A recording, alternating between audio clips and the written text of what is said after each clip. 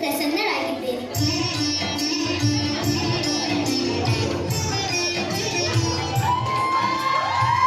ತೆಗೆದುಕೋ ಈ ಅತ್ಯಮೂಲ್ಯವಾದ ಮುತ್ತಿನ ಹಾರ. ಮಹಾಪ್ರಸಾದ ಮಾತೆ, ಮಹಾಪ್ರಸಾದ.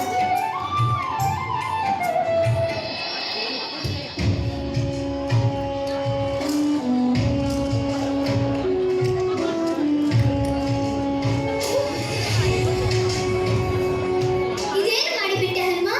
ವಿಶ್ವದಲ್ಲೇ ಅತಿ ವಿರಳವಾದ, ಅತಿ ಶ್ರೇಷ್ಠವಾದ, ಅತ್ಯಮೂಲ್ಯವಾದ ಮುತ್ತಿನ ಹಾರವನ್ನು ಆನಂದದಿಂದ ನಾನು ನಿನಗೆ ಕೊಟ್ಟರೆ ಅದಕ್ಕೆ ಇಂತಹ ಅವಸ್ಥೆ ತಂದು ಬಿಟ್ಟೆಯಲ್ಲ. ಮಾತೆ, ನನ್ನ ಉದ್ದೇಶ ಯಾರನ್ನೂ ಅವಮಾನಿಸುವುದಲ್ಲ. ಶ್ರೀರಾಮನ ಸನ್ನಿಧಿಯಲ್ಲಿ ನನ್ನ ಕೊರಳಹಾರವನ್ನೇ ನಿನಗೆ ಕೊಟ್ಟೆ. ಆದರೆ ನಿನ್ನಿಂದ ಈ ರೀತಿಯ ವರ್ತನೆ ನಿರೀಕ್ಷಿಸಿರಲಿಲ್ಲ.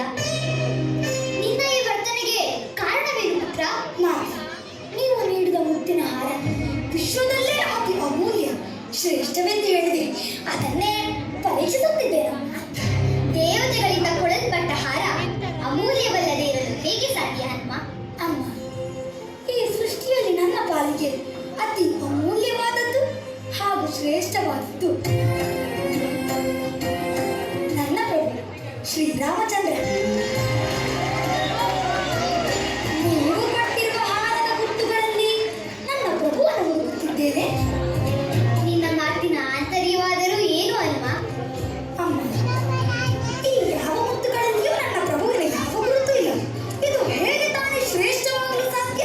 ಶ್ರೀರಾಮನಿರದ ಯಾವುದೇ ವಸ್ತುವು ಶ್ರೇಷ್ಠವಲ್ಲ. ಹಾಗಾಗಿ ಇದು ನನಗೆ ನಿರುಪಯುಕ್ತ. ಸಾಮಾನ್ಯ ಮುತ್ತುಗಳಷ್ಟೇ, ತೆಗೆದುಕೊಳ್ಳಿ. ಭಕ್ತಿ ಪರವಶನಾಗಿ ನೀನು ಹೀಗೆ ಹೇಳುತ್ತಿರುವೆ ಅಮ್ಮ. ಅಷ್ಟೇ, ಮುತ್ತು ಭೌತಿಕವಾದ ವಸ್ತು. ಅದರಲ್ಲಿ ರಾಮನಿರಲು ಹೇಗೆ ಸಾಧ್ಯ? ರಾಮನಿಲ್ಲದೆ ಈ ಸೃಷ್ಟಿಯಲ್ಲಿ ಏನೂ ಇಲ್ಲ. ಸಕಲ ಜೀವಿಗಳಲ್ಲಿ, ಮನುಷ್ಯರಲ್ಲಿ, ಮರ ಗಿಡಗಳಲ್ಲಿ, ಬೆಟ್ಟ ಗುಡ್ಡಗಳಲ್ಲಿ, ಅಣು ರೇಣು ತೃಣಕಾಷ್ಟಗಳಲ್ಲಿಯೂ ರಾಮನಿರುವನು. ಹಾಗಾದ್ರೆ ನಿನ್ನಲ್ಲಿ ಪ್ರಭು ಇರಬೇಕಲ್ಲವೇ? ನನ್ನ ರೋಮ ರೋಮಗಳಲ್ಲಿ, ನರನಾಡಿಗಳಲ್ಲಿ, ರಕ್ತದಲ್ಲಿ, ಉಸಿರಿನಲ್ಲಿ, ನನ್ನ ಹೃದಯದಲ್ಲಿ ಶ್ರೀರಾಮನ ಹೊರತು ಬೇರೆ ಏನೂ ಇಲ್ಲ. ಜೈ ಶ್ರೀರಾಮ. ನಿಜ ಮನು ಗುರು ಸುಧಾ ವರ್ಣೋ ರಘುಬರ ವಿಮಲ ಜಸು ಜೋದಾಯ ಕುಮಲ ಚಾರಿ.